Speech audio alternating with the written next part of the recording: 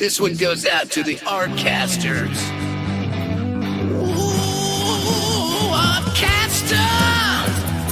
I say you're catching your spell, Artcasters. Catching your spell. Ooh, you're gonna cast that spell.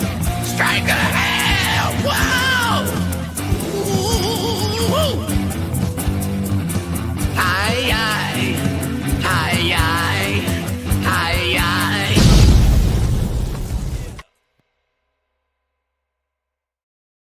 All right, everyone. Welcome to Artcasters number 472. We have a new guest that we haven't had on, so we're anxious to get talking to Austin in a bit. Before we do, we're going to do what we always do and go around the virtual room, introduce ourselves, talk about anything we got to promote.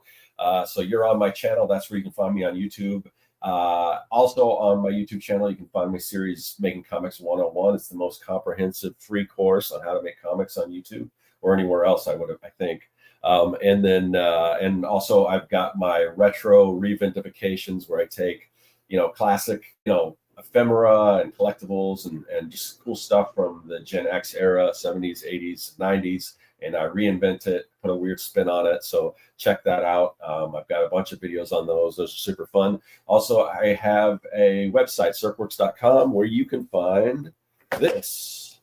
Young and the Dead, the Kids vs. Zombie adventure story that I created. This is the full story, and it is available on my website, as well as I think there's digital versions up there too. But this is the trade.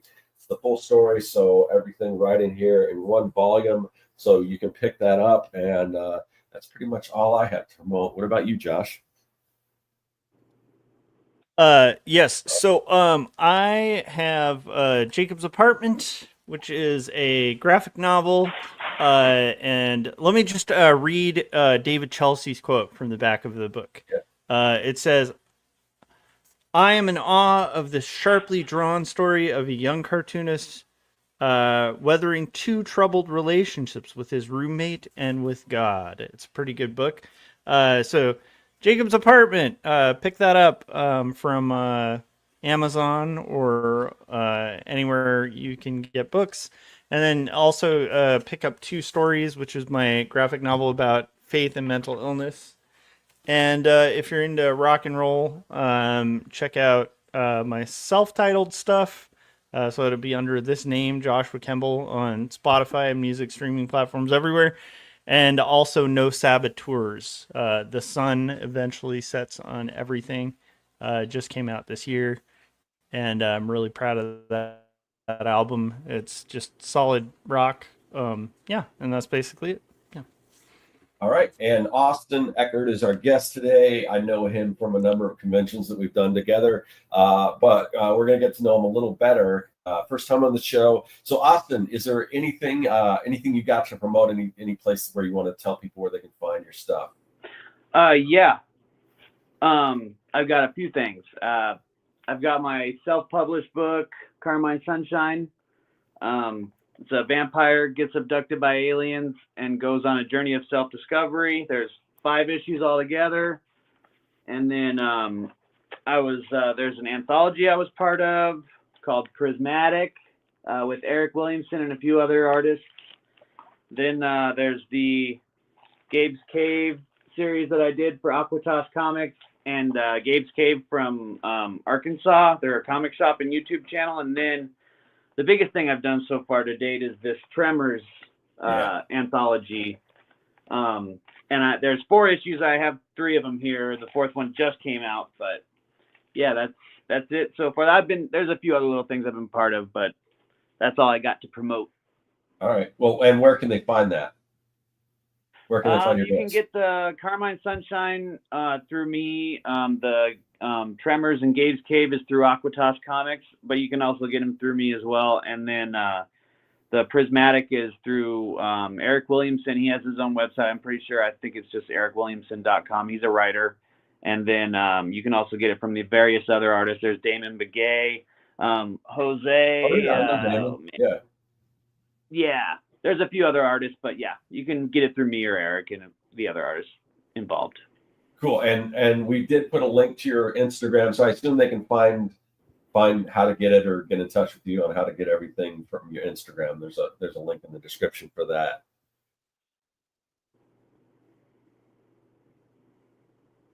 Can you hear us? You were cutting out a little bit. Sorry. Oh, sorry. I was just saying that there's a link in there's a link in the description to your Instagram. I assume everyone can go there and find other links to the books or whatever, or where they can get everything. Make it easy. Yes. All right. So Austin, there's a number of things that we want to talk about. One, I mean, obviously, you showed a bunch of your independent self-published books and everything.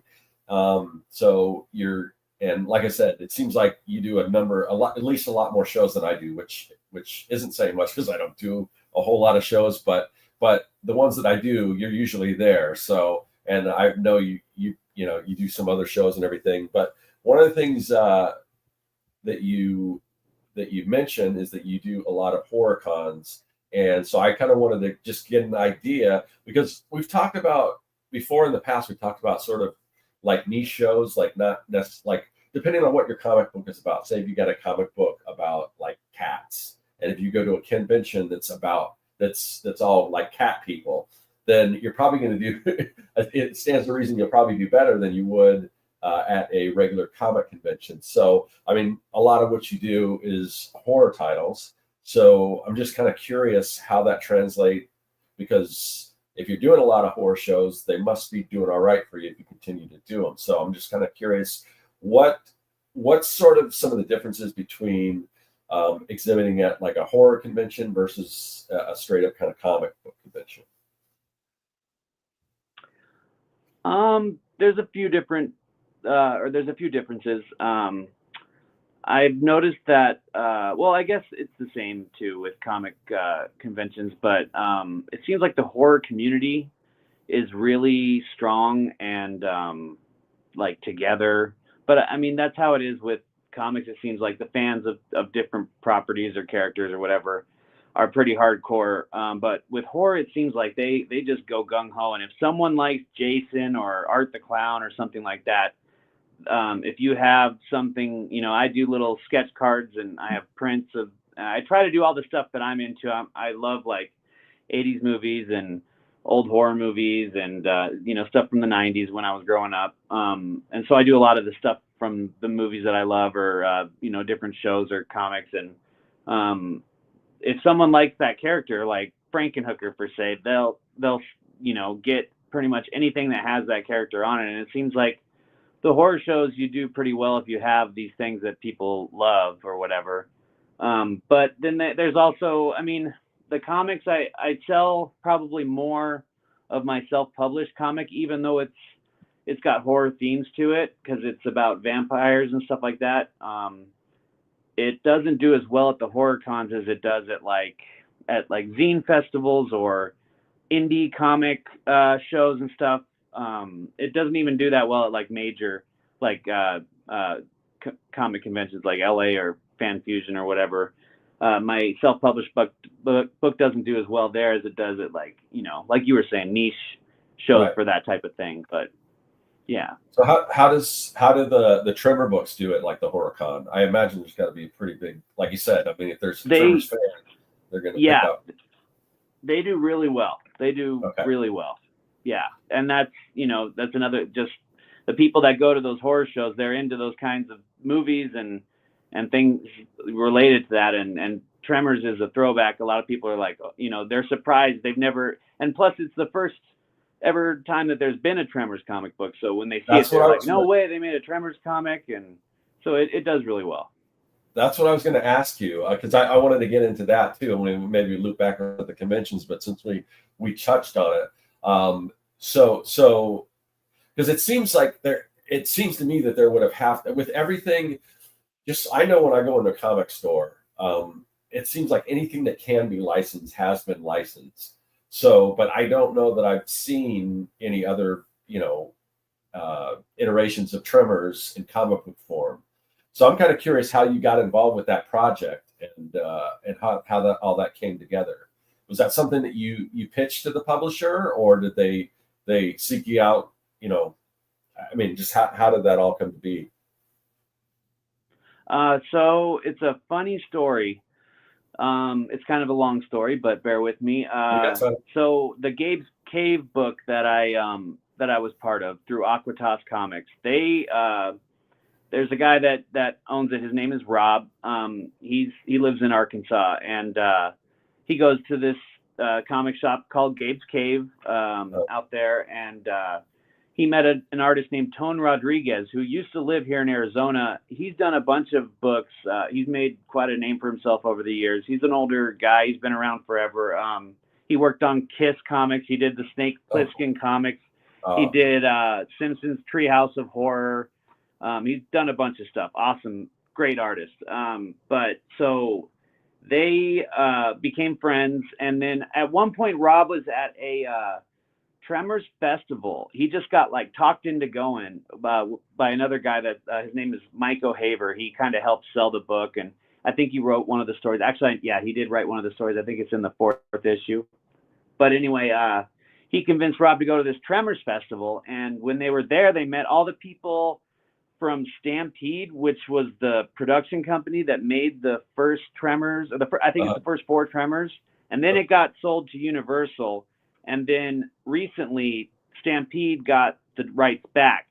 And in the second Tremors movie, there's a scene where they are in the Chang's marketplace or whatever, the little gas station convenience store in the town, and there's these Tremors comics on the stands, and it says Dark Horse on them and everything, but there was never any actual Tremors comics. Those were all props, and there was an actual comic book artist that drew the covers. But so they asked him, why, how come there was never any comics? It was in the movie. You guys never wanted to do that. And throughout the conversation that they had, they basically told Rob, if you want to make like a fan book or whatever, it's totally fine with us. Like, go do it.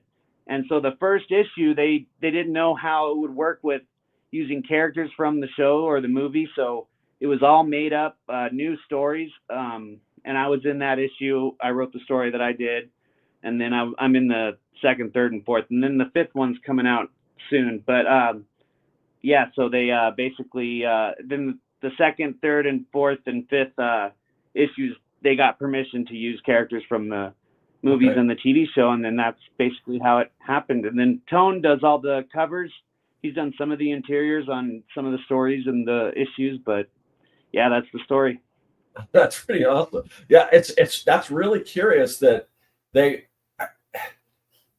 not that there would be in this film that there would be Tremors comics on the shelves, but the fact that they would attach like a publisher to it if it didn't exist. Did they ever go? I know, right? Yeah. That? Yeah. I don't know why they use Dark Horse. I don't know if it's because maybe there was a deal or something. I'm not sure. I'm going to go to a Tremors festival this year, and all those guys are going to be there. I could possibly ask them, but I think it might have been because at that time Dark Horse, this was in like the mid to late 90s. Dark Horse was doing like Alien versus Predator versus Terminator versus RoboCop versus, you know what I mean? Yeah, so that makes sense. That might have been why they threw it on there. But I don't know. That's a good question. I've never actually asked why they were able to use Dark Horse, because in the movie it shows Dark Horse is the publisher of the book, but it was never an actual book. So it's interesting that you said it's almost a little more of like a fan comic, although it's with permission from the creators, which that's super cool because it's not like Tremors doesn't have any other licensed stuff out there. They gotta have. I'm sure they got figures and other merch out there, and I'm sure they license, with how many movies have they made by now? I think it's like 7, but I think 3 of them were done by Universal. Okay, and especially, and I think that I think that there is a lot of like licensed stuff through Universal through the newer trilogy or whatever. But as far as I know, they never did any licensed stuff with the original 4. That's what Rob has told me, at least, because he's the one who had the conversation with all the guys, and they're all well aware. I mean, the guy that plays Burt Gummer, Michael Gross, he knows about the book. They're all huge fans of the book. They wanted to be like, involve this character. Can you involve my character? There's the guy that played Melvin. He really loves the book. He's like 50 now, but there's even a story about him in there, and all the people from the original Stampede, they're all super supportive of the book, even though it's not like officially licensed and it's all like a fan project, but it looks like it's a legit book. Like it looks really good. Yeah, it's funny. I mean, because a lot of those, I've got a friend who does a lot of Power Ranger stuff, and he's constantly talking with the actors, and they're getting his prints and stuff that he does, and it's all fan made, but it's the same thing like with my wax packs. Just today, I got an order for I think I had like 3 Big Trouble in Little China packs left, and somebody bought all 3. And then they sent me a message asking if a particular character was in it. And I'm like, and it's a kind of a, it's kind of an obscure character. Didn't get a lot of screen time, but it's one that like people like just because it's the golden gun, the 6-shooter gunman. And they asked if there were any cards featuring that character. And I said, I told no, I said, I only do like 9 cards. So I got to kind of pick and choose. Not everything makes the cut. And then I looked at the order, and the person who ordered it was the actor playing that character. And then, so I wrote him back. I said, no way. I said, look, that is so cool. If you give me an extra day to ship this out, I'll make a custom card, because it's really not a whole lot. Once the template's done and everything, it's not a lot to switch out a photo and then some type on the front back. And then I just duplicate it like 9 times. And I cut them up, and I gave them like 9 cards featuring their character. So, it's interesting how kind of the talent and stuff are and I guess I would be the same way if a character I played, I would probably want to collect whatever was out there that had that character on it. So yeah, it's really cool. That was kind of my first experience with anything like that, and I'm sure it won't be the last, but.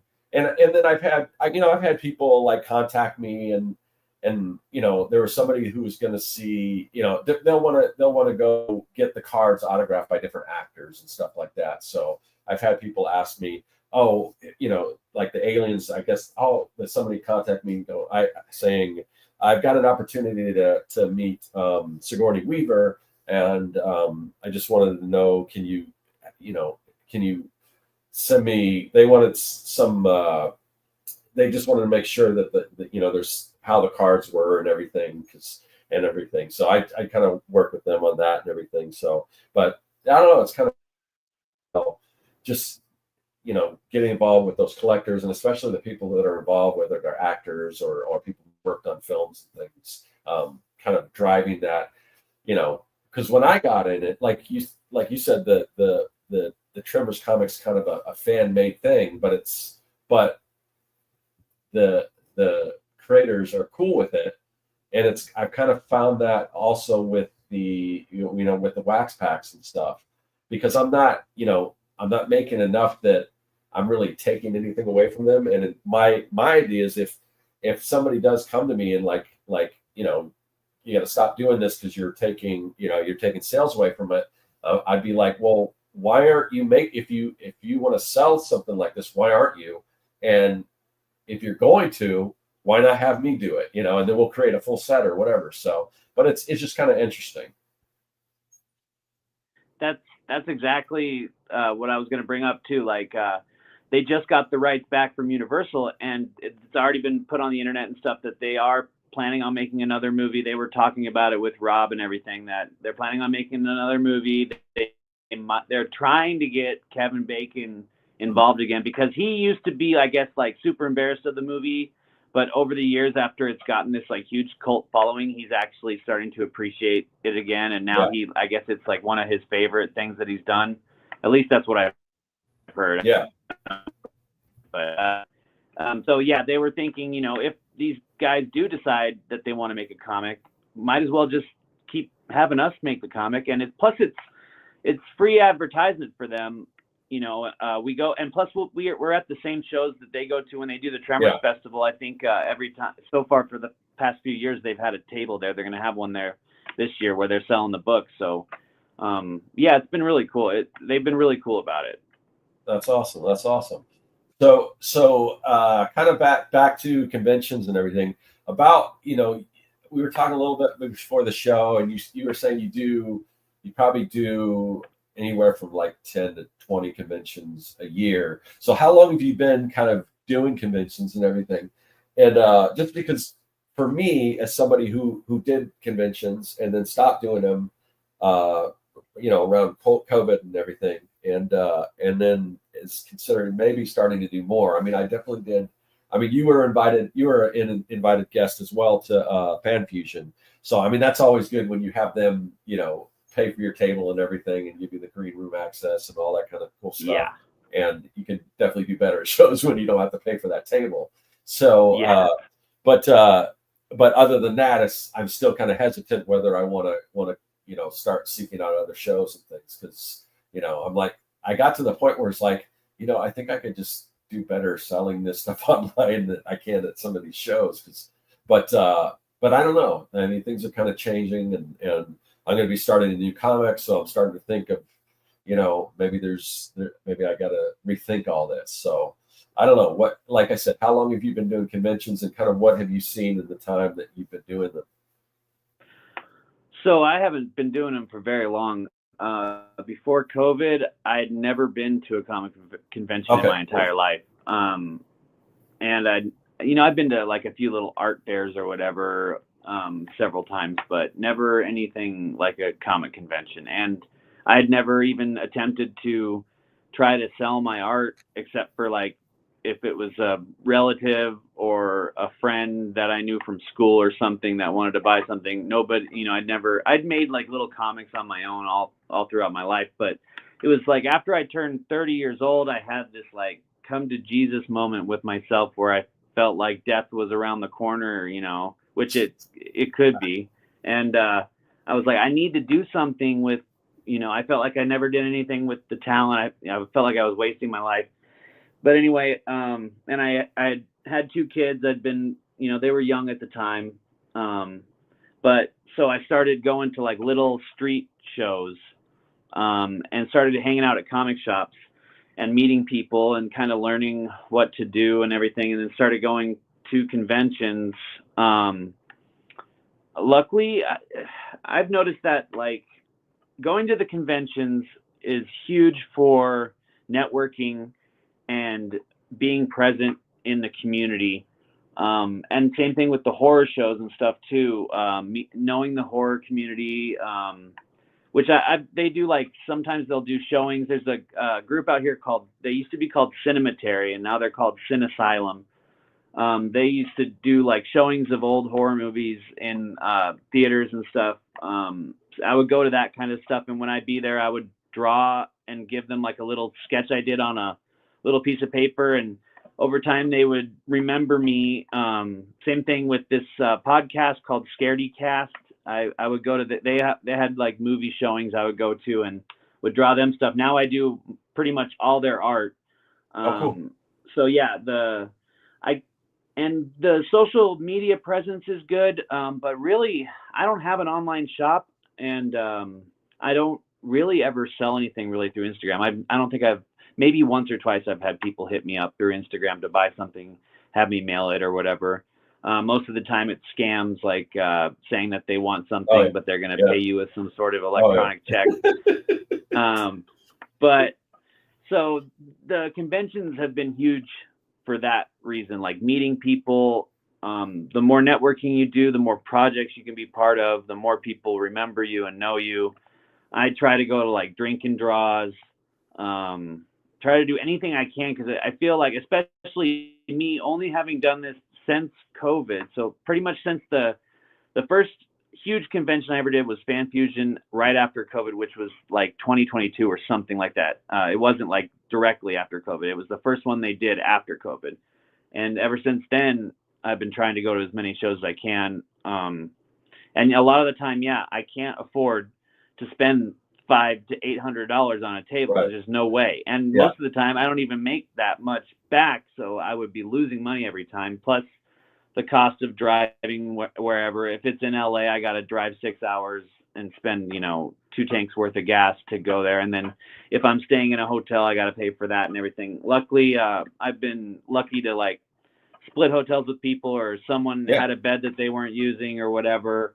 And then I've even been, I haven't had to do it yet, but I've told people I will sleep in my car if I have to go to like a bigger show out in another state just to be out there. I'd love to do more shows. Like I was super bummed I couldn't go to Heroes Con this year because a bunch of people I knew were there and I really wanted to go. And, Yeah, I hear so much great stuff about Heroes Con. I've never been, but I mean, I hear that for, you know, for comics, that's the show to go to. So yeah. I mean, I think whether it costs me more money than I make or whatever, maybe and I don't know how hard it is to get into the show. When you said you didn't get to go, did you look into it? Is there availability or was it just something else? I didn't look into it because all the East Coast shows I basically never look into because there's no way, there's like no point in doing it because there's no way I can afford a plane ticket and I cannot afford, not on top of a table and a hotel and all that. Yeah. But if I could figure out a way of getting someone else to want to go out there and we like road trip it and stay in a cheap motel together or something, I'll sleep on the floor. I don't care. But so I didn't even look into it. But now I'm starting to seriously consider it because I mean, a bunch of great artists were out there. Jim Rugg was out there. I think he goes out to that show all the time. Daniel Warren Johnson, so many good artists.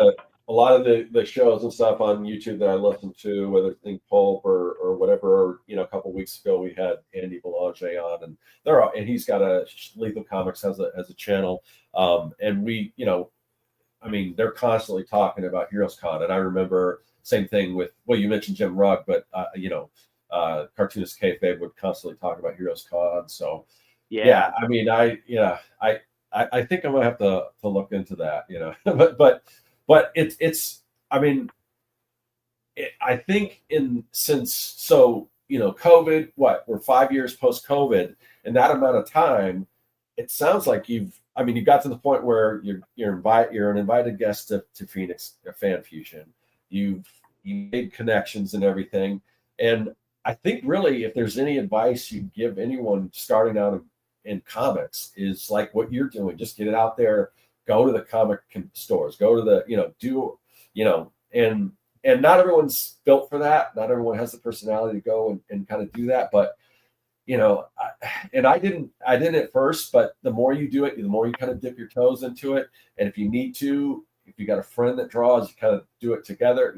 Because I used to go to like networking things, and it was like, I always call a friend up and like, hey, there's this networking thing. You want to go to that? So just in case I'm not in the, where I'm striking up conversations, I have somebody there to talk to. So I kind of eased into it that way. And then gradually you get better, you get a little more out of your shell, and you get to do all this. You get to,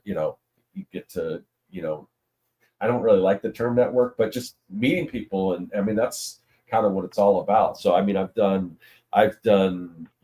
design cons that I've gone to for designers and just all kinds of stuff. And it's always a blast. I mean, I don't do it enough because I'm usually here in my studio just working like crazy. But like we've got Josh and some friends of ours are going to do a retreat early next month. And so stuff like that. Nice. But I need to do more, like you said, drink and draws. I keep saying I always create like a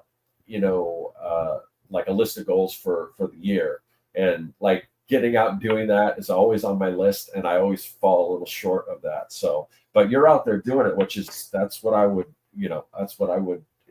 recommend people do. Yeah, definitely. And I don't know. I mean, those designer cons, I would love to go to more things like that. Like there's animation conventions and toy conventions and stuff like that. There's I think that's what that designer con is, like mostly toys, right? Oh, okay, yeah. So that's a whole separate thing. Actually, I'm talking with I met a few people just online. I was a guest on one of their podcasts, and they go and they do those. That wasn't what I meant by designer cons. I meant like graphic designer cons. Like there's a thing called Creative South that's mostly designers. There's illustrators and stuff, but it's mostly the design community. Because I kind of cut my teeth doing graphic design and everything. At the same time, I was doing the illustration, but also but I'm glad you brought that up. As far as like designer con, that's another con that I really want to do, and I'm seriously considering at least attending just to check it out. The next one, which I think it's in November. and because this group of people I was talking to, this, some of these guys are from Hawaii, and then they meet up with another friend of mine that's out here in Arizona. And then they all kind of meet up there and hang out. So I'm like, yeah, man, I'd like to get involved with that. But I have a feeling like my cards would do dynamite at Designer Con. Yeah. There's also like there's a specific convention just for like trading cards too. And I have to, I'm a little curious because I think there's some people that do some licensed stuff, and I don't know how they would feel about somebody who's doing kind of fan creations of cards. So I might have to like research that a little bit, but you never know. But that I know I could, I know I could probably clean up at a show like that. So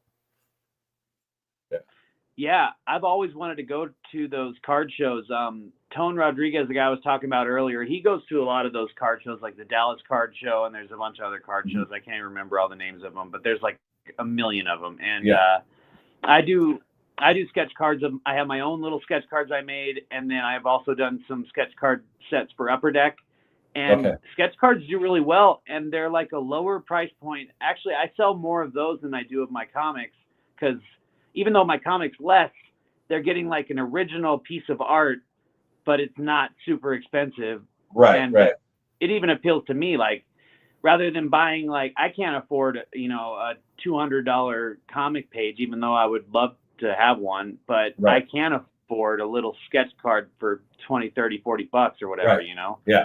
So I've done a number of, I haven't done it for like the companies, and I want to touch on that a little bit. And I don't know if anything's changed. Like I've got some friends, and I know some people who've done those cards for the companies. Yeah, one's in the chats, like Chris Caligula does. He's a done ton. He's done a bunch for Tops. I was thinking of Gaz and Jeff Lafferty, but the people that I've talked to, it's like really not a good deal for the artists in most fronts. Like you're doing a lot of cards and you're not getting anything, if anything at all. And I think the only way to do it is if you can. The only people that I've heard that have made it work is if they build enough name for themselves that they can really sell those for high dollars, their originals. But it just seems like the worst business model, at least on the artist front. So I don't know if you have that experience or what's kind of your experience. I don't know if things have changed with that or not. That's so funny because some of the older or the generation before me of artists that I've met at these different shows, they all tell me horror stories about never getting paid or having to do a ton of sketch cards and you're getting paid like $1 a piece or something for them, or you don't get paid at all or whatever. And I believe them. I believe that that's happened. I mean, in the art industry, there's shysters just like in every industry. But so far, at least with Upper Deck, because that's the only company I've worked with, I think they have some. The guy's name is Matt Dunford. He was actually, funny enough, he was on Love on the Spectrum. He was on an episode of that. I watched that show. And he helped. Yeah, he was on an episode, and he helps put on the San Diego Comic Fest. He's very involved in the comic scene in California and San Diego. He goes to all the conventions out there, and he's the talent coordinator or something like that, lead talent guy for Upper Deck, and he's the one that reached out to me originally. He found me on Instagram, and so far I've gotten paid every time. It's not going to be a lot of money per card. I think I get like $7 or something like that. Which, I mean, it doesn't bother me. I can bust them out pretty quick. I do spend probably more time on them than I should because I want them to look good and everything because, they're going out to people and everything. I have heard, over time, I've only done a few sets. I'm sure if I did hundreds of sets, that eventually it's going to be a nightmare and I'm not going to want to do it anymore. And I hear that from a lot of the veterans in this industry with comics as well, that eventually it just saps the joy right out of everything. But luckily I haven't hit that stage in my career yet. But anyway, it's so far Upper Deck has been really great. I would love to work for Tops. I've always wanted to do Garbage Pail Kids, and I met a Garbage Pail Kids artist at a horror show, and I asked him, if I emailed him, would he help me out and give me the guy's email or whatever. He said he would, but I just haven't worked up the balls to ask him. But yeah, I mean, so far it's been a good experience for me. Okay. Yeah, because I was thinking I don't know, $7, that doesn't sound a lot. But then I remember that I was doing sketch card for my Kickstarter. I was doing $5 sketch cards, to generate interest in the thing. And I'm like, so. Yeah. I think I sell mine, like my own personal ones that I made at shows. I'll sell them for $20 or 2 for 30. So, I mean, it's a lot more than what I get paid through Upper Deck, but they also will send me like 40 of them to do. And then each time I get sent, a pack of them to do, they give me 2 or 3 artist proofs that then I can keep. They have to approve them still, but I can keep those and sell them. The bigger your name becomes, the more you can sell them for. Right now, I don't even know what I could sell my artist proofs for. Probably not much, but eventually. And like I was talking about earlier with the horror community, with these properties, like I did a Scooby-Doo set. I'm sure that some Scooby-Doo people will be like, oh, they'll get it even though they don't know who I am. They'll get it just because it's a cool drawing of Scooby-Doo or whatever character I draw. And I did a bunch of villains so that, I'm more into the villains than the main people. But yeah, it's been good. Yeah, I do a lot of, well, I don't want to say a lot, but I like whenever I do like an event at a comic store, I'll do sketch covers. And I like those. I like those a lot better than what I've heard about the cards. I mean, I can, for one, you can sell them for more, but it's kind of the same thing. I have people that commission me to do those, but I don't think they're so much interested in anything else I do. They just want whatever their favorite, whatever their favorite thing is, so, but and I feel bad, like, speaking of great graphic designers, you were talking about graphic designers earlier, Jay Gonzo. We were just talking about him on the show. Yeah, we want to get him on the show for sure. You should. You totally should. He knows so much. He's so full of knowledge. But he always talks about you don't want to have all these properties that you don't own on your table and just have that be all that it is, because he always says, like, if the people go through, which they usually don't, but if they go through and they give everybody at the show a cease and desist and tell you can't have any of this on your table, he'll be the only one left at the show because him and a few other people, because all his stuff is his own creator-owned stuff. So doing all this fan stuff, I feel bad. I feel kind of like a sellout. But I mean, how are you supposed to get your name out there? It's so hard, and it's funny you gotta kind of. When I back before COVID, when I was doing conventions, I did zero fan art, and it was a struggle. And I'd have dedicated people that would come, and I had a lot of different things, and I had a very kind of sort of unique style and stuff, but it just didn't. It was an uphill battle, I always made a profit, but I'd see people doing fan art and just raking it in, and probably and probably lesser artists, lesser quality of art than what I was doing, but because it was fan art. Now I think that's changed right now. I mean, I know just from walking around, going to the convention last time, just walking around and see the level of artwork that people are doing. I mean, I was blown away by the talent and everything. I think a lot of that is due to the animation industry taking a dive, and all those brilliant animation artists having to find another way to make money. And I think the avenue that most people are going to is doing shows, doing prints and stuff. But I mean, I don't do a lot of fan art. Like I did this, hold on. I don't know if I did this piece here. I've got a couple of these. I brought this just because I thought it would sell. This Batman Catwoman sort of playing card. Oh, that's cool. Because I did a Joker and Harley Quinn one as an exclusive for a comic store for like the Batman Day promotion, but it didn't really sell very well. The wax packs do sell, but I finally just said, because I used to have the thing about not doing fan art, and then I finally was like, with these wax packs, I'm like, you know what? I'll give it a shot, and if they shut me down, I've got another. It's all about legs on the table. The more legs you have, it's kind of it makes sense to what Jay Gonzo was saying. Now maybe he's opposed to having any of those legs be fan art, and I respect that.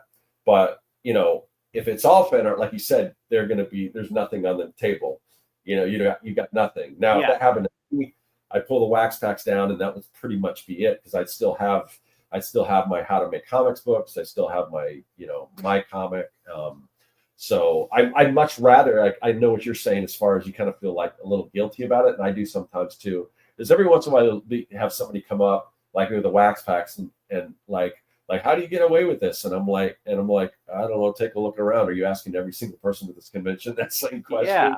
Yeah. So it's kind of a weird thing, and I definitely, even as much fun as I have making those wax packs and all that kind of stuff, I'd much rather be selling my own stuff, but it's hard, it's I'm kind of in the old school Scott mode of things, where I tend to not make like fan art kind of stuff, like I've done, like fan art for like Gallery 1988 a while ago for like Monty Python, but it was like licensed, but it's like, it is a little tenuous, but I understand why people do it, because it's like, it is one of those things where generally the audience out there, like, I don't sell gangbuster books at conventions. I'll sell a decent amount of my books, but it's like, if I had like a known property on my table, I think that would pretty much be what probably would sell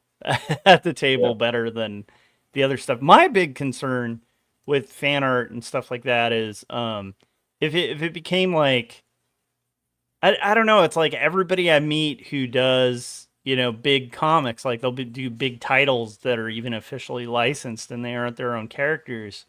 It's like, I'll talk to them, and generally what they want to do is their own indie stuff.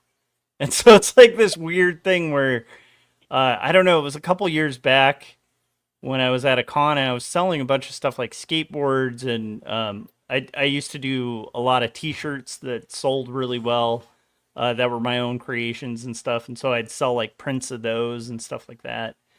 But I started realizing at cons, like, people would just buy like the t-shirt print or buy the other stuff. And there was like less incentive for them to buy the indie comic that I was there to promote.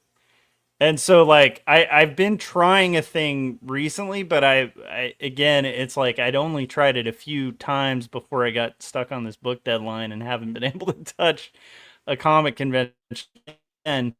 But my new theory is, whether it's a loss or not, all I want to sell at the con are my comics. Like, that's it. That's all I want to sell.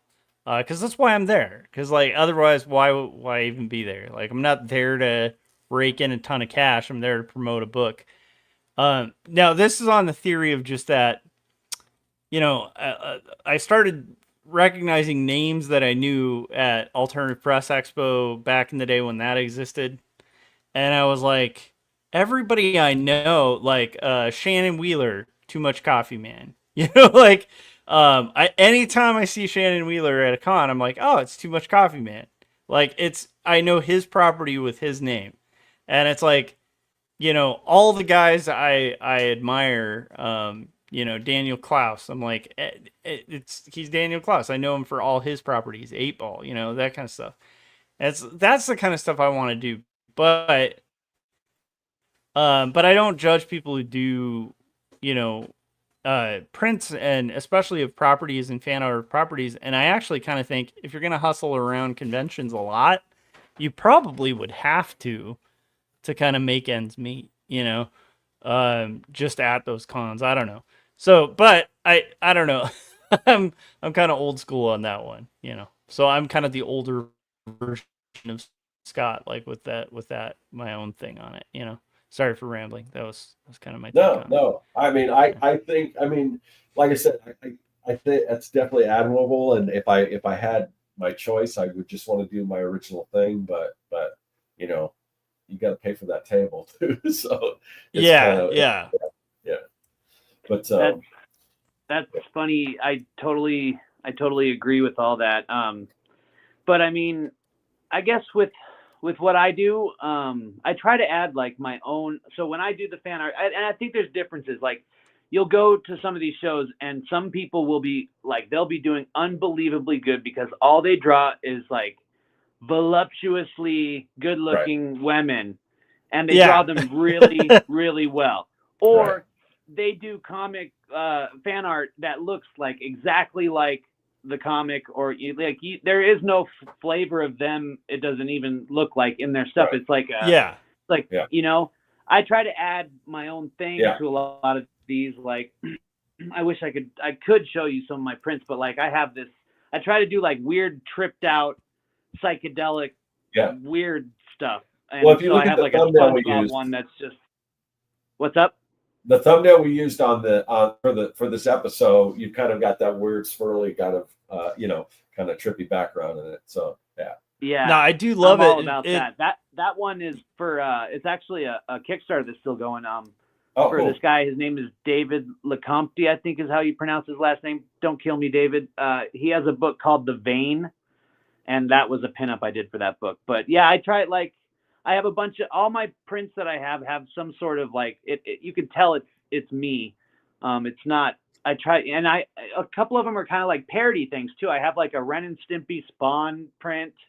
I have kind of like a Rat Fink Spawn print, so that.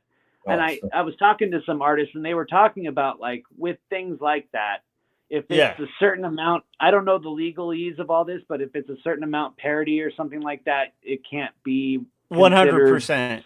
Yeah. It's there's no line. I mean, it's all interpretation. Like if you're going to go to court, I mean, somebody can sue you over anything, even if it's. I mean, there's no, but. And there's definitely parody, but it's kind of like parody's kind of like porn when they say, "I'll know it when I see it," So yeah, for sure. But like you were talking about with having your own, wanting to do your own thing. I mean, that's the dream. I would love to have nothing but my own books on the table, and like you were saying and you were talking about Alterna. Was there a book called Wolf and Batsy that came out from that? They had a book called that. Yeah, I think. Yeah. I have a few issues of that. I forget the guy's name, the artist, but he's awesome. I love that book. But yeah, stuff like that. I really loved Johnny the Homicidal Maniac growing up, and Jonan Vasquez. Jim Mahfood's a huge inspiration to me, and he's 100% him. Even when he does do fan art, like there's no way that you're not going to be able to tell it's him. He's definitely doing these parodies, and it's basically Batman, but it's not called Batman. Yeah. So if you listen to him on podcasts and stuff, he's kind of even like a little like nervous about it, but he's like, so far they're cool with it. So sometimes, you don't know, so it's but I love but I do like whether the courts determine it's parody, so it's I do like Austin, the way you're saying about like a distinctive style applied to it too. I do think that makes a big difference, and at least in my mind. I don't know about like legally or whatever, but it makes a difference in my mind just morally. I think a big part of it is whether you're satirizing it. If you're somehow commenting on it or poking fun at it or something, that's definitely going to help you as far as it being considered parody. But Yeah, like I did a shirt called Puppet Checkup, and it's clearly Kermit the Frog being X-rayed like years ago, and it's like, and it was one of my best selling like t-shirt designs. At one point, it was at like Urban Outfitters and all these different stores and stuff, and it's like that I never got any sort of legal issues with it, but part of it was I did my research and found out the trademark parts of Kermit the Frog, so I changed the eyes and got rid of like the little collar. Like he has like a little collar that's like distinctive, and he has like really distinctive eyes. Once you get rid of those, he's just kind of a puppet. And so it's like that kind of saved me, but it was also clearly a gag, like it was a parody, Right. And I think that's a key thing too, is like with satire or parody, it has to be kind of clear that it is satire or parody. But Scott, you're not wrong in the sense that you could probably argue, depending on the judge, you could argue that like something that's pretty close to just straight infringement is parody too. I don't know. You just have to be careful, because a lot of people will say, "Oh, if you do this," and don't listen to those people, because it's just arbitrary. I mean, there's no and no license holder or anything. Like when you ask, well, do they care? Like if you're going to ask somebody at like DC Comics, do you care if there's fan art? They're not going to answer you because it's like it's kind of an unwritten thing. Like, yeah, they're going to let it happen, but they're not going to make a stance about it. They're not going to say it's okay. Tough. It's a tough position too for copyright law because sometimes people are forced to sue, whether they want to or not, just to retain their copyright. Because if they aren't litigating the rights to their copyright, they can actually lose it because it can kind of be like a, Austin, you seem like a guitar dude, or maybe not. Do you play guitar? I am. Okay, I knew. Yeah. We sense our own.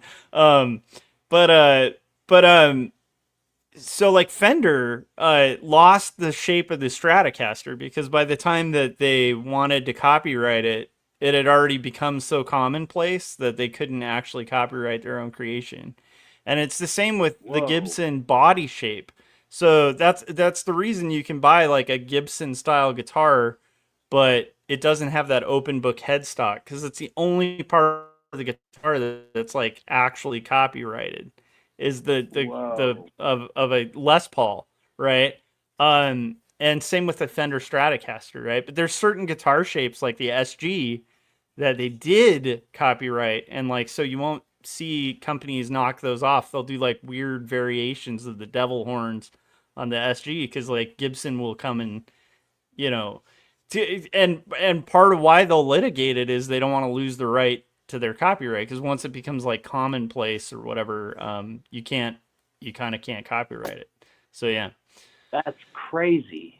Yeah, it's weird. Copyright law is nuts. I'm just laughing. That's crazy that you can copyright a shape of a guitar. That blows my mind. There's people that trademark colors, like Tiffany blue, trademark Tiffany. Like it's like yeah. It's bizarre. Just the name, though. You can't trademark the percentage of CMYK on it. I think you can in certain categories. If like another jewelry company can't use that color, like another company that doesn't have to do with jewelry. Oh, interesting. But yeah. Oh yeah. You can do that. Yeah. Like I was just watching a thing on because you're going to be building a Buc-ee's out here.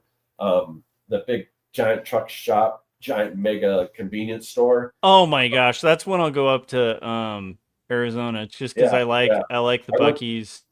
I went to one in Texas a while back, and it was a pretty cool experience. But they were suing like kind of like other like shops that were kind of doing. They had like one was an alligator, looked nothing like the beaver, but I think it had like the red in it or something, and they're suing them because it's like that red's too close to theirs, and it looks, even though it's a completely different animal. So yeah, you never know. Crazy. Yeah, it's crazy. So Austin, I saw Gary in the chat, and he wanted to know, he was kind of curious about how you got involved with doing some of the cover artwork for the New Times. So yeah. So the Phoenix New Times is it's like a free paper out here in Arizona for those people who don't know, in the Phoenix area. Yeah. And ever since I was a kid, going back to Jim Mahfood, when I was 14 years old, Jim Mahfood lived here in Arizona, in Tempe, and he had a little strip in the New Times that was his 40-ounce comics. I think he did them beyond the New Times as well. That was like his little thing, but they were printed in the New Times when I was a teenager, and I thought he was the coolest dude ever. I wanted to be Jim Mahfood, and I wanted to have my art in the New Times. Actually, there's another artist out here named Brad Dwyer. I found out he was the guy that did a little strip in there too that was called Record Heat, where it was like an autobiographical strip, which I had seen as well. I remember Life in Hell. Matt Groening's Life in Hell was in New Times. Yeah, so there's a lot of cool underground comics in there. Yeah. I don't know if it was. It was probably syndicated, but it was definitely in the New Times. Yeah. Okay. And then was it Tom Tomorrow, the Big Baby or whatever? Was that him? I don't know, but there's a bunch of there are a bunch of like underground comics, and there's like I think Zippy was in there and stuff too. But yeah. Yeah, some guys at my day job, I do asbestos and mold abatement. But they were on a job and they found under the floorboards of someone's house, they found a stack of New Times from the 60s, and there was wow. comic strips in there even back then. Oh yeah. But anyway, so it's always been a dream of mine to have my art in the New Times because of that. So there's another artist out here. His name is Russ Kazmierczak. I'm pretty sure that's how you pronounce his last name. He goes by Amazing Arizona Comics on Instagram. He does like a Arizona themed comic. He does a bunch of zines. Oh yeah, and stuff. yeah. I'm familiar with that comic. Yeah. I've got some of those in my collection. Yeah. So he did like a Thanksgiving cover. They hit him up for it or whatever. It was like a turkey, but it was like political figures all gathered around the turkey, and one of the political people's head was on the turkey or something like that. And I know him. I was hit up from another artist because he doesn't know very many people anymore. He used to be really involved in the art scene, but he's been out of it for a little while. But he knew a comic shop that needed a show they wanted to put a show on with artists, and he hit me up. He said, I don't know anybody anymore, but you know people, can you hit some artists up and kind of organize this thing for this comic shop? And so I did. I hit all my friends up. Russ was one of them. He came to the show, and because he was there, the art director of the New Times came to the show. And then a bunch of the other artists that I had invited to that show, they all started getting covers, and then eventually he hit me up, and that's how I got the cover for the it was the 4th of July issue. Awesome. Yeah, I mean, there you go. It's like you had this dream, this kind of bucket list thing, and like just okay, well, what do I have to do to make it happen? I mean, I think that's you know, that's the best way to go about it. And if it doesn't happen, it doesn't happen, but give it a shot, you know. So that's awesome. Yeah, and it wasn't, I mean, I saw all these other guys getting covers, and I was like, damn, man, I really want to cover. I've always wanted to have my art in the New Times. And so I even hit the guy up because he had started following me on Instagram because of that show. But I was like, hey, you know, I would love to do a cover sometime if you ever get a chance. And he was like, yeah, you know, if something fits your style or whatever, I'll hit you up. And then he finally hit me up. I was starting to feel like it was never going to happen, but it goes back to the networking thing too. Like I would have never had that happen if I hadn't met Russ, and I met Russ by going, he had like, I met him at a Phoenix Comic Con because I recognized him. I was like, hey, are you Russ? And then he put on like some drink and draws at this coffee shop where it was also a gallery. And he did like a Jack Kirby for his birthday. He did like where a bunch of local artists took a Jack Kirby character and made a piece, and then they sold it at this gallery coffee shop. And I went to that, and then he had a few more little drink and draws at the coffee shop that I went to. And because of that, I got to know him, and then, you know, invited him to that show. And it's just, the more people you meet, I feel like the more opportunities you can get. And I know I feel the same way about the word networking, and you know, I don't, there's gotta be a better I'm not like trying to ride people. Yeah. You don't want to ride people's coattails or anything like that, but I feel like you want to be like relentless without being annoying and douchey. You know what I mean? Yeah. That's actually a really good description. And you can't be afraid to promote yourself a little bit. I think there's so many, especially now with AI and everything like that, artists, you got to stand up for yourself. You got to kind of believe in your artwork, and don't be ashamed to you know, try to make some money off of it. And because people, if it's something that people want, you know, I don't think there's any shame in that. I mean, no matter, you know, what, you know, to me, I mean, I'm fortunate enough that the art, you know, kind of pays my bills, but you know, to me, I didn't really have a plan B. So I just, through trial and error and keeping at it and never giving up, I eventually was able to get to that point. But you know, if somebody feels shamed about their selling artwork or whatever, or to me, that's not even an equation. I mean, I'd much rather be able, I'm so fortunate that I'm able to do this. And, you know, I wouldn't want to do anything else. So, you know, I'm going to promote myself any way I can. And you're talking about Jim Moffwood being kind of a hero of yours. I mean, he's kind of got that same mentality, and definitely more successful at it than I have been, but it's something to look at when, one of the things that I've always, like in my books, I've always put my URL and stuff like that. But I was watching something and they were going through one of Jim's books, and I think it might have been, it was the kind of Batman homage parody that he did. And at the end, he's got all his stuff. So I did kind of the same thing in my book. Towards the back page, it's got all the QR codes everywhere where you can find me.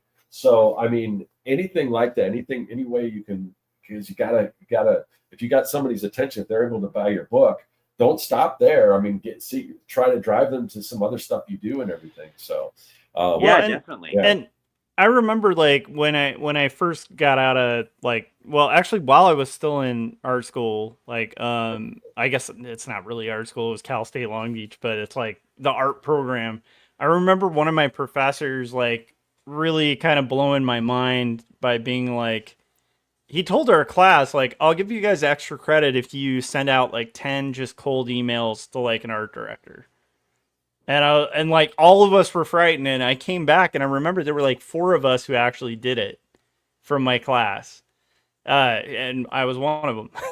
And like just like a total nobody, like with a crappy website, and like luckily I had been developing like, work of my own, like on top of just like assignments, and cool. so I had a style that was already kind of starting to develop. But like, yeah, I had a job within like a week and a half, like from that assignment. And I was like, what, it's that easy? Like, that's not that it is, it's not always that easy, but I'm just saying like, that started prepping me for like while I was still in school, and then like the next 20 years or whatever of just hustling and like dealing with the feast and famine that's doing commercial art, because it's like you're not gonna always get art gigs and stuff, but you just kind of have to chase them. So like Austin, I like what you were saying about how you did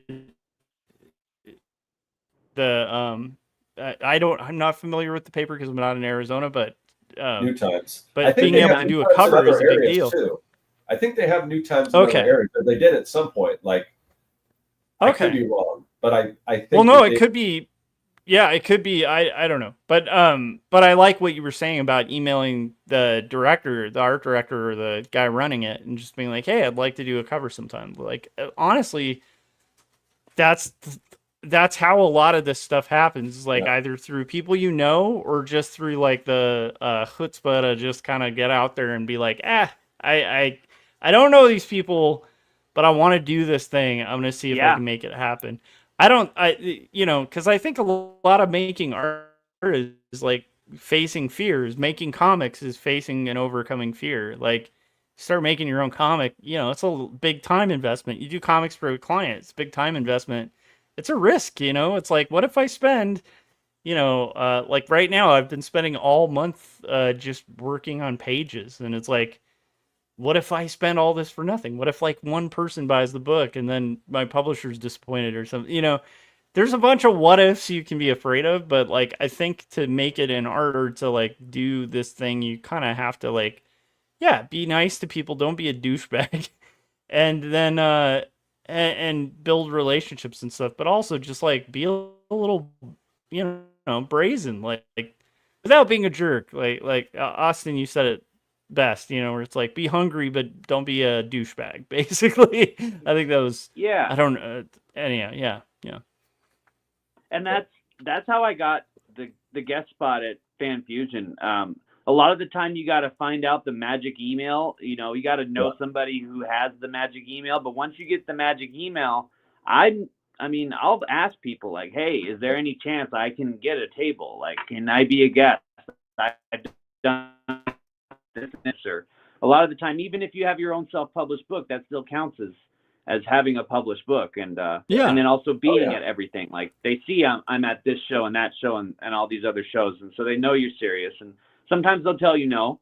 Sometimes it'll take a couple of years for them to tell you yes. But that's how I've gotten a lot of things, is just hitting people up. Like, there's this publishing company called Cosmic Lion Productions that I found out because of Cartoonist Kayfabe. I started getting into Cartoonist Kayfabe, and they had a Facebook group that was like their fans or whatever. It's called the Ringside Seats. And I became part of that Facebook group and started listening to all these podcasts. They were talking about this Facebook group, Ringside Seats. And so one of the guys, or a few of the guys on there, there's a few artists, and one of the guys published a bunch of the other guys' books. His name is Eli Schwab, and he owns Cosmic Lion Productions, and they legit have books in previews. I've seen some of their books at Ash Avenue Comics. Like, they're all over, and they're making a huge splash in the indie comic scene. And I just I found the guy's email, this Eli Schwab, and I sent him an email. I was like, hey, can I be part of anything? I heard about, they were doing this, they were reviving Wizard, but they named it they spelled it different. Oh yeah. Wizard Magazine. Kayfabe. They spelled it a little different. Yeah. I remember them showing that book off. Yeah, that was cool. And he let me have 2 pages in there, and cool. Actually on Cartoonist Kayfabe, Ed Piscor stopped on my pages and they were talking about it and complimenting it. It was like the greatest day of my life.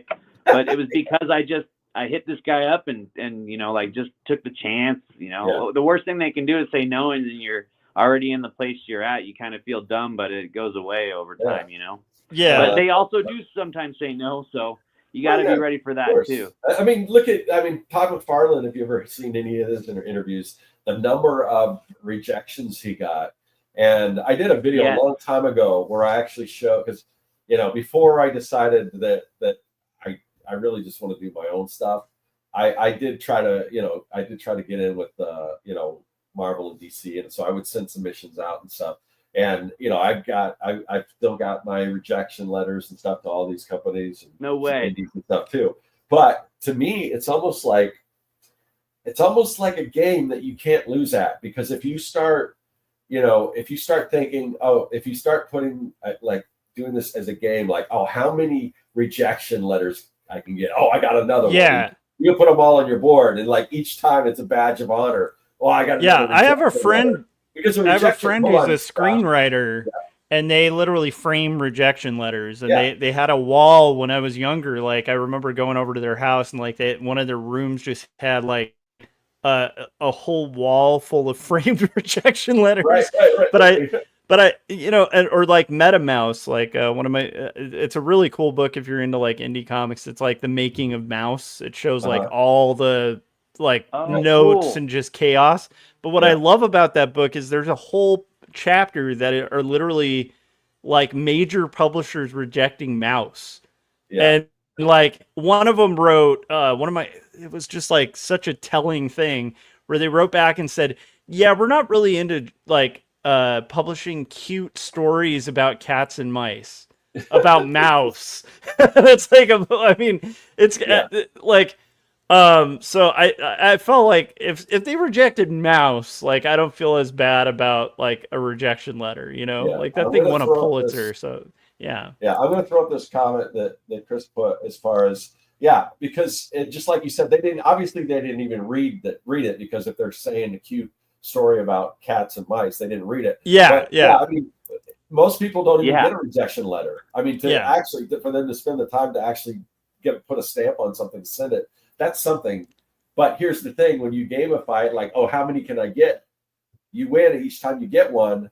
But if you get an acceptance letter, you win as well. So you can't really lose. So I don't know. Yeah, and Chris isn't wrong in the sense of to get a rejection letter means you actually did something to get rejected. It's kind of like dating. It's you gotta go through rejection to get acceptance. I don't know. It's I think that's cool, Austin, that you mentioned that too, because we used to do a podcast a long time ago talking to young illustrators and stuff, and I haven't talked about that kind of thing in years, but I think it's a really key thing is that fearlessness to go out there and want it and promote it, that's great.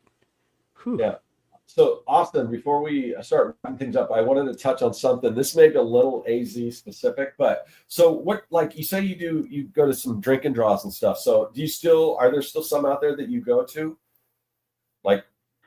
Yeah, the only one, so Russ doesn't do his that often. It's maybe once or twice a year, maybe. But the one So there was Jim Mahfood came out, and it was when Atomic Comics was a big chain out here in Arizona at one point. They were the biggest comic book chain, and if you guys have seen I guess Kick-Ass, they were, featuring Kick-Ass too as the comic. What's store. up?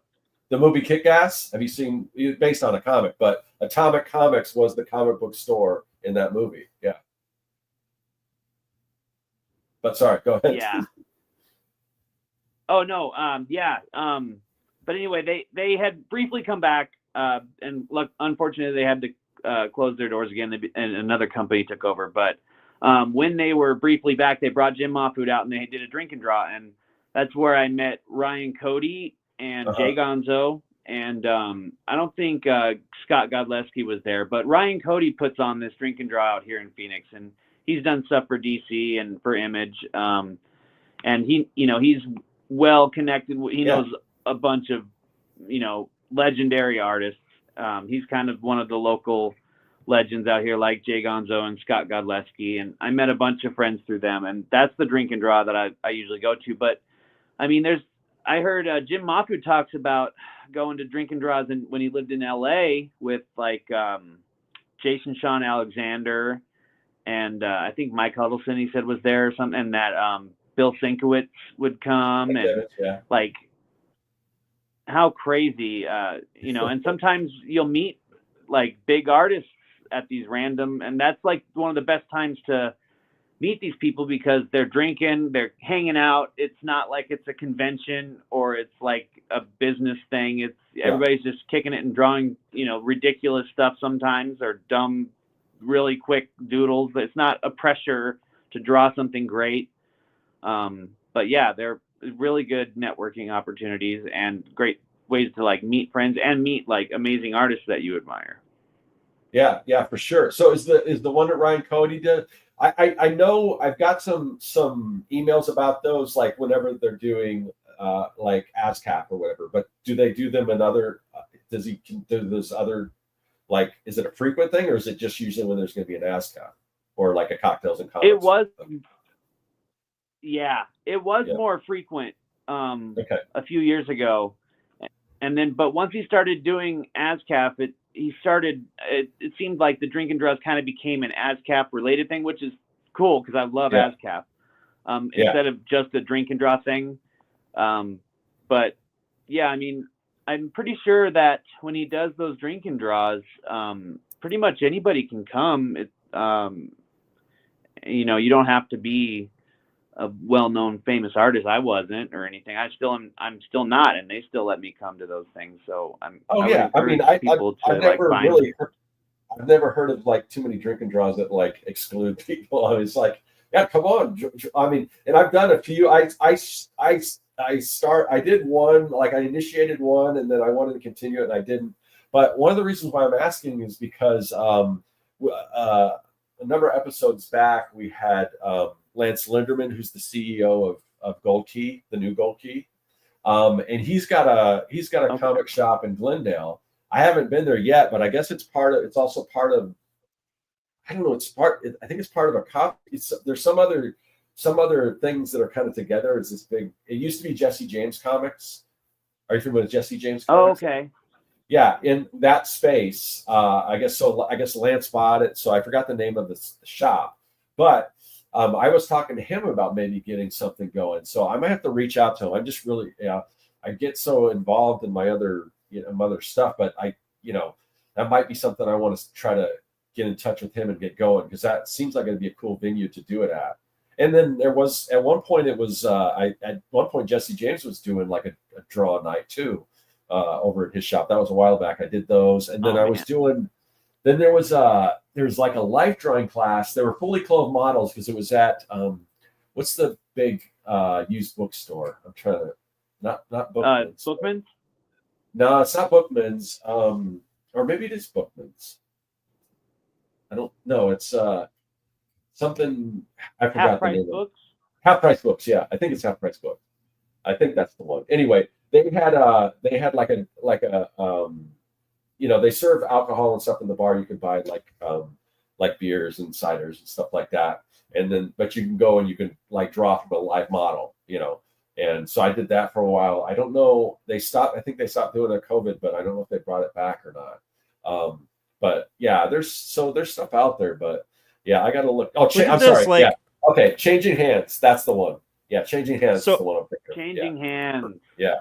Yeah. Okay. And speaking of connections, like we got Erwin Papa saying he has an ink and drink in Long Beach, right? And then it turns out Cowagua, friend of the show, it is close to Long Beach. So there, you know what I mean? Like, this is the fun thing about stuff like that. And then I know Cowagua and I used to go to the original Drink and Draw, like at like Casey's in LA, and it's just like Austin said, you meet like heavy hitters and like storyboard artists from DreamWorks and like all these people who are like all over the place, like Marvel artists, that kind of stuff. And then like at least at the time I was going, it's like indie comic guys and like nobody's heard of, like, and it's like, but it's the, I don't know. It was fun. It's like, it was fun because it's like your peers rather than like, it's a much more comfortable environment to like meet people, because I don't think people like networking events, but if you're just saying like, hey, let's hang out and drink some beer and draw, like that's a much more fun equation, Scott, you should get one locally, man. You should. Yeah. I got to reach out to Lance and see if we can get something going because I'll go to it. Yeah, for sure. Yeah. And like I was gonna say, I'm not a very like social person. And plus I'm also super self-deprecating. And but when I'm drawing, it's like I'm totally comfortable. And when I'm hanging out with other artists and we're all drawing, it's like this camaraderie and it just makes me feel like I'm part of the cool kids group, and it's just I wish there was more of that. I love the community of comics and the horror community and everything. I just wish there was more community stuff like that we could all do. Yeah. For sure. That's a great way of putting it too, because like one of the things that when I was younger, I'd go to events like that and get really nervous before, and then once I realized we're all just like nerdy cartoonists, like we're all people who are nerdy enough to like sit at home and finish, a book, and it's like, just pretty much you and a piece of paper, like for a really long period of time. We're not social creatures. Yeah. And so that also makes it really fun. I love like talking about pens and yeah, like, you'll be like, oh, what pen are you using? Or like, how do you get that feathering, or, how do you prevent your line from drying out halfway to tricks? And I love geeking out over the materials we use and stuff. I can't talk about that with my wife or with anybody else. Nobody wants to hear about that crap. That's one of the reasons why we do this show. For sure. Yeah. I mean, Josh is in a different situation because his wife's an artist too. So, but most people, we don't really. Oh, nice. But yeah, it is fun to geek out about like, which weight of Strathmore bristle you want to use, and like, is Higgins gonna like be thick enough, or do you like need to leave the ink overnight? That is it worth it to do a Series 7 Sable? Like all the nerdy stuff, I love that stuff. Totally. Yeah. Speaking of Austin, what are your favorite tools? Go ahead. Yeah. Go ahead. I got some right here. I used to love the microns, and that's like all I used when I was a teenager.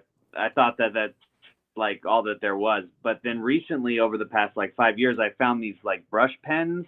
This one's a Tombow, but I got like some Zebras because Scotty Young was using those, but the Tombows are like awesome. I really love it because I can change the line variation, and then I use like a hard lead, usually 2H or 4H pencil, because I can erase the pencil lines pretty easily. But the only crappy thing about it is sometimes you got to push harder to see the line, and then it's harder to erase.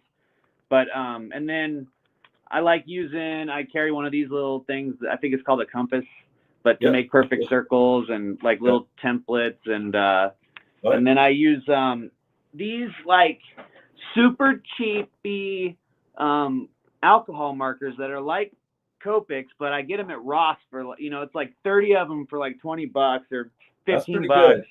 Yeah, I use And the like the Hoo markers, and those are real good, and they're way less than Copics. Nice. Yeah, Copics are insanely expensive. So I never buy. I don't think I've ever actually used a Copic.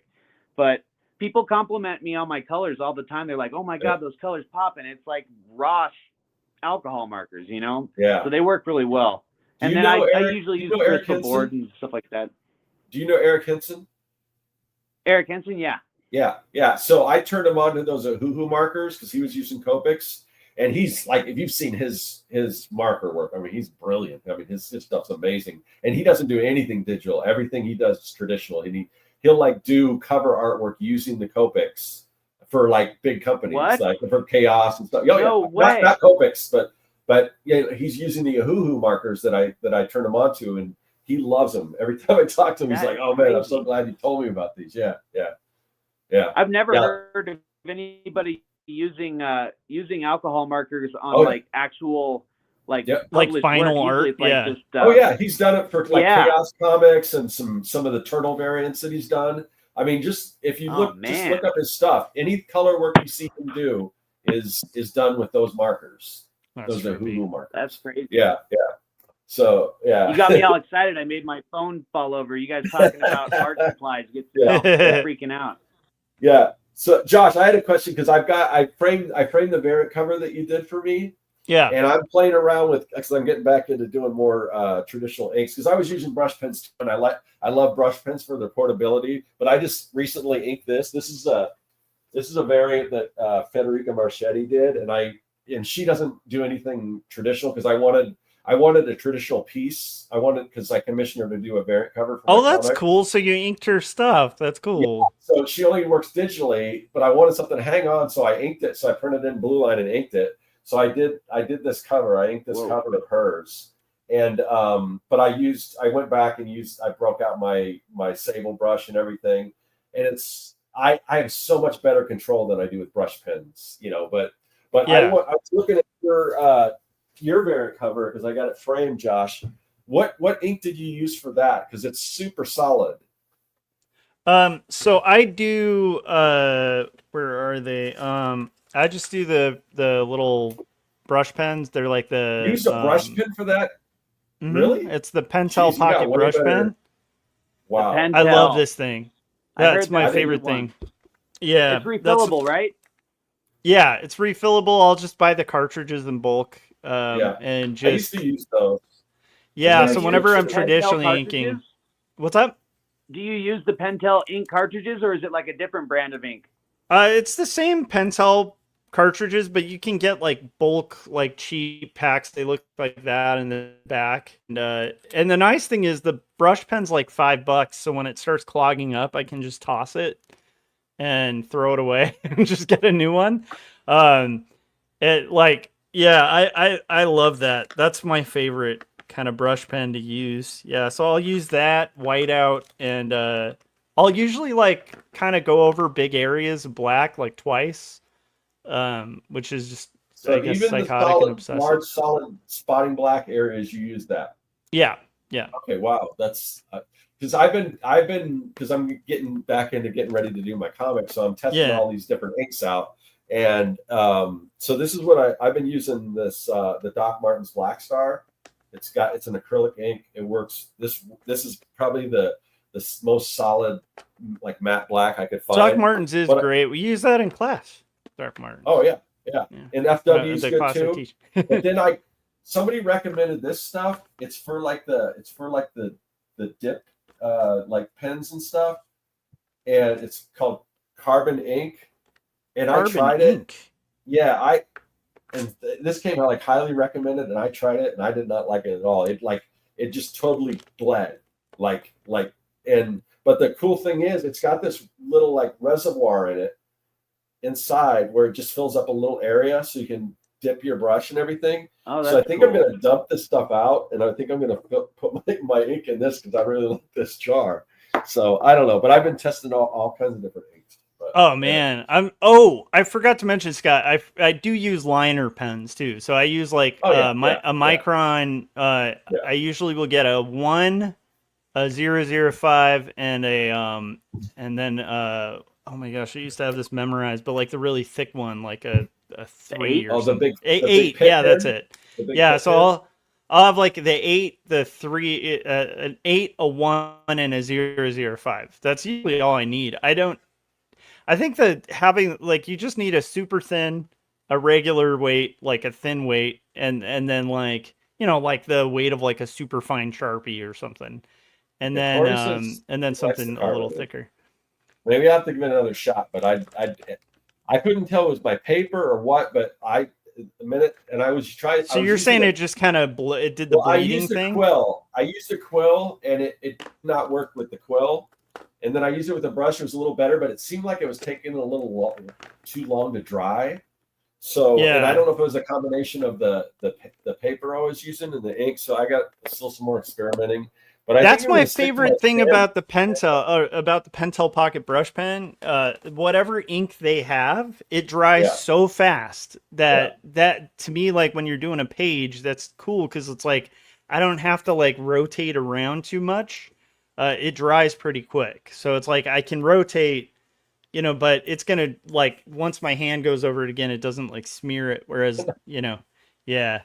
Anyhow, do you guys ever use ink wash? Like use a little another brush with water in it to like it's do the any best. sort of ink wash? I don't do a lot of ink washing, but I've seen people that do it, and their stuff just looks amazing. It's pretty fun. I've been teaching. I know I've never tried it either, but it's so if you use India ink, like or water soluble like ink, so you don't want to use like a really nice like Higgins Black Magic or something. Just get like a jug of India ink. You can like treat it like watercolors. It's really cool.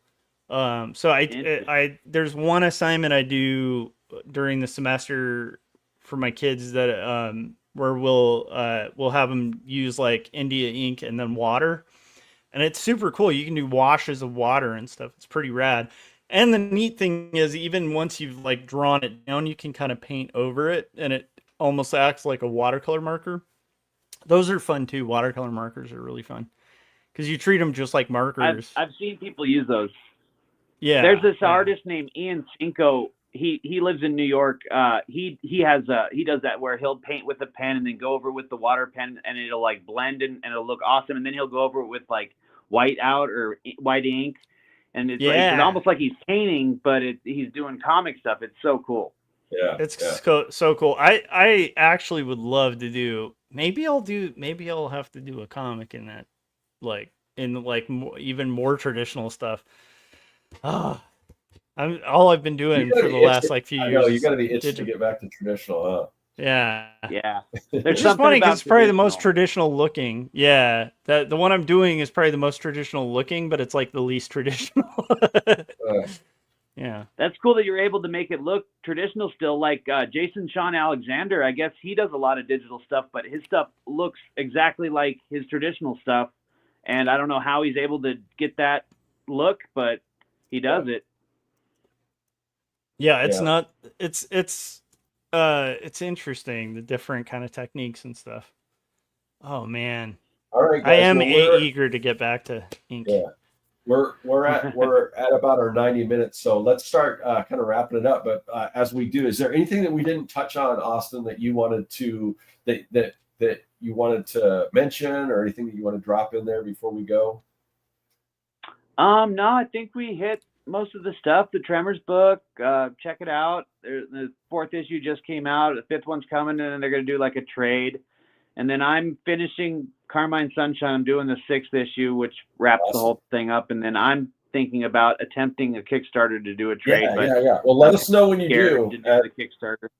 Let us know when you do, and we can help you kind of get the word out. Okay, thank you. Yeah, for sure. So yeah, just reach out to us. Other than that, anything you want to promote or anything? Well, you talked about the books and everything. You can find there's a link to your I'll be Instagram. at Mad Monster. Oh, cool. Okay. Oh yeah, my Instagram is Austin Ackert Art. on Instagram, and then The Art of Austin Ackert on Facebook. And I don't have a website or anything, so that's pretty much it. And then I'll be at Mad Monster in Phoenix. If anybody's in Phoenix, I'll be there this weekend. And then if you're in LA, I'll be in LA in September at LA Comic Con. And I'll be at that Tremors Festival. That's going to be in Lone Pine, California in November. Check it out online. I'll be there as well. Awesome. Josh, what about you? Yeah, if you haven't yet, pick up Jacob's Apartment or Two Stories, my 2 graphic novels, and also check out No Saboteurs. The Sun Eventually Sets on Everything, which is out now on streaming platforms everywhere. So it can be music to listen to while you're working. Yeah. All right. And as far as me, you're on my channel. That's where you can find my stuff on YouTube, including my series Making Comics 101. It's the most comprehensive course on how to make comics. There's a whole episode on inking. If you dig this, a lot of people, once we started talking about materials and stuff, there's an episode on materials and stuff. So there's basically an episode of every single part of making comics. So you can watch, you can kind of go around and whatever kind of thing you want, or you can watch it all the way through. But it's up there. Making Comics 101 on my channel. Also, all my videos where I'm reinventing, just fun stuff from, if you're Gen X or if you're into stuff that was cool back then, check that out. I kind of do some fun I reinvent some of those old products and things like that. You can check those videos out. Also, I have a website, circworks.com, where you can find my comic book, Young and the Dead. It's a kids versus zombie adventure story. Just think Goonies meets Night of the Living Dead. I've got both the physical trade plus the digital version up there. You guys can check that out if you missed the Kickstarter. So that's up there. Also, I wanted to thank everyone in the chat, all the questions and stuff. We try to throw as many of those up there or address them as we can. We're sorry if we missed something there, but yeah, we'll be back. We'll be back next week. So we hope you guys all come back as well. We're seeing some faces in there that we haven't seen in a little while, and some new faces and stuff. So yeah, keep joining us back. We keep doing this. I mean, we're on episode 472. So we've been doing this for a while, and we're going to continue to do it. So join us here live, and if you can't check it out live, thanks to everyone that's watching this later after watching the recording. Leave a comment on those videos too, and we'll address that too. Sometimes it takes Scott, me a day or two. Yeah. I wanted to say too, when I was dipping my toes into comics, one of the YouTube channels that I discovered on, just randomly was your YouTube channel, and it was a huge inspiration for me. And thank you for being an inspiration to me. And I love your Bill Nye lab coat kind of thing that you do. It's awesome. Thank you. Yeah, I will be doing. I'm going to be taking the kind of the retro stuff and making a separate channel for that, and getting back into doing mostly comic book stuff on that channel. So you'll see a lot more about me doing comics and things like that. So that's a little couple months down the road, I think, but that's sort of the plan. So I got to start promoting this new comic. So I'm going to be doing a lot more comic content and stuff like that, getting back to all that stuff, because at the time I stopped doing it because it's like I think I said everything I could say about making comics. I've been doing it. I was doing it for 10 years, and I felt like I was just repeating the stuff. But now I've got kind of revitalized my whole thing, and a lot of that stuff. I think there's a whole new audience for some of that stuff. So, and a lot of that could be. And now that I've learned so much about editing and doing things a little better, I think I could take some of that old content and some of the things I talked about and make it a little more concise and everything. So yeah, there'll definitely be more comic book content on my YouTube channel. So stay tuned for that. And you'll still be able to get the other cool stuff I'm doing on a separate channel. So just be on the lookout for all that. Again, thanks to all the people in the chat. We'll see you next week, but next week it'll be on Josh's channel, because the way we do this Artcaster show is it kind of bounces back and forth from Josh's channel to my channel. I know that can get confusing, but in order to make it less confusing, what we did is we set up an email list. We don't spam you or anything. All we do is we send out, about 30 minutes before we go live, we send out a link That link will let you know who the guest is going to be, what the topic's going to be, and whose channel it is. So you'll never miss an episode, no matter whose channel it's on. So there's a link in the description for that. So just if you haven't already, just join that and you'll be notified when we're about to go live. So other than that, thanks again in the chat. Thanks to everyone watching after the fact. Thanks to Austin. Thanks to Josh. And we'll see everyone again next week. Later.